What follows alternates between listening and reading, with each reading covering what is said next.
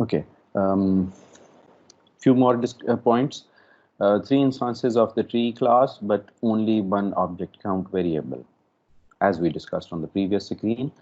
These are three different objects, org and pine, and all these objects have one copy of the static variable object count, and all these objects are basically accessing this shared variable, static variable. Static variable is shared across different objects. Okay, now let's talk about static member functions.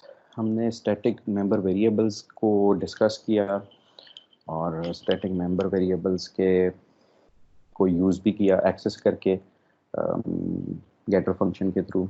अब हम देखते हैं कि static member functions क्या हैं और हमें उनकी क्यों ज़रूरत है.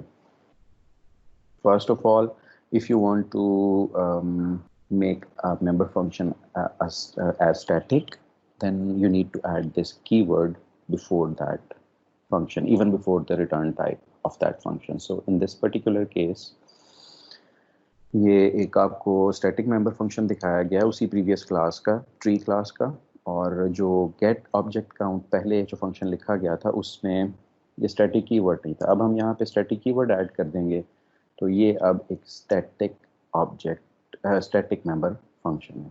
Okay, when you make any function static, तो एक condition apply हो जाती है उस function पे. वो condition ये है कि जो static member functions हैं वो सिर्फ static members को ही access कर सकते हैं. Okay, so you can make this function static, but if you make this function static, then within the body of this function you can only deal with static data of members, static member variables of that class.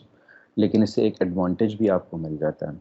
वो advantage ये मिलता है कि now you can call these static member functions independent of the objects. इससे पहले जो आपने previous example देखी उसमें हमने pine dot get object count किया या awk dot get object count किया, तो हम किसी एक particular object को use करते हुए उस getter function को call कर रहे थे क्योंकि वो static नहीं था. Okay? So if you want to call a function independent of any object, then you must make that function a static member function. जैसे कि यहाँ पे कीवर्ड ऐड किया गया और उसके बाद अब हम अगर इस मेंबर फंक्शन को कॉल करना चाहते हैं बगैर किसी क्लास के, बगैर किसी ऑब्जेक्ट के, जैसे कि ये बताया गया, इस केस में हम क्लास का नाम यूज़ कर रहे हैं, ऑब्जेक्ट का नाम यूज़ नहीं कर रहे इस फंक्शन कॉल को करने के लिए.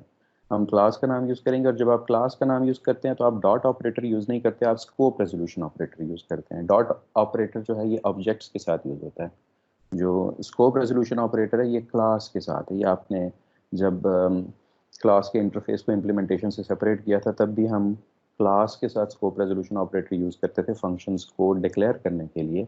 और स्कोप रेजोल्यूशन ऑपरेटर्स बेसिकली क्या काम करते हैं कि वो एक राइट साइड पे जो लिखा गया है, जो राइट हैंड साइड है, उसको लेफ्ट हैंड साइड के साथ रिलेट करते हैं कि this is a member of this class. So coming back to the original point कि हम स्टैटिक मेंबर फंक्शंस को यूज़ कर सकते हैं अब क्लास नेम के साथ. अब हमें किसी ऑब्जेक्ट की ज़रूरत नहीं है और हम इसको इस तरह से कॉल करके जो भी get object count value return कर रहे हैं उसको एक वेरिएबल में स्टोर करा सकते हैं या डायरेक्टली डिस्प्ले भी करवा सकते हैं. तो स्टैटिक मेंबर फंक्शंस जो हैं वो आपको ये बेनिफिट देते हैं कि आप उनको बगैर किसी ऑब्जेक्ट के साथ कॉल कर सकते हैं. लेकिन कंडीशन ये ऐड हो जाती है कि स्टैटिक मेंबर फंक्शंस को आप अगर स्टैटिक में बना देते हैं किसी मेंबर फंक्शन को तो उसमें आप सिर्फ और सिर्फ स्टैटिक डेटा ही एक्सेस कर सकेंगे. उसकी रीज़न ये है कि क्योंकि अब आप उस फंक्शन को कॉल ऐसे करना चाहते हैं कि उस शायद वो क्लास का कोई भी ऑब्जेक्ट क्रिएट ना हुआ हो उस वक्त तक. तो अगर क्लास का कोई ऑब्जेक्ट क्रिएट नहीं हुआ तो उस केस में जो नॉन स्टैटिक डेटा है वो तो एग्जिस्ट ही नहीं करेगा, और अगर वो एग्जिस्ट नहीं करेगा तो फिर उस नॉन स्टैटिक डेटा को इसमें अलाउ भी नहीं किया गया. सो इसकी आपको लॉजिक भी समझ आनी चाहिए कि स्टैटिक मेंबर फंक्शंस क्यों सिर्फ एक्सेस कर सकते हैं स्टैटिक मेंबर को, स्टैटिक डेटा को. वाई नॉन स्टैटिक डेटा या जो इंस्टेंस वेरिएबल्स हैं उनको क्यों नहीं एक्सेस कर सकते. उसकी रीज़न मैंने आपको बताई कि इंस्टेंस वेरिएबल्स जो हैं वो एग्जिस्ट ही नहीं करते ऑब्जेक्ट्स के बगैर. लेकिन स्टैटिक डेटा जो है वो एग्जिस्ट कर सकता है ऑब्जेक्ट्स के बगैर, इसलिए स्टैटिक मेंबर फंक्शंस में सिर्फ स्टैटिक डेटा को एक्सेस किया जा सकता है।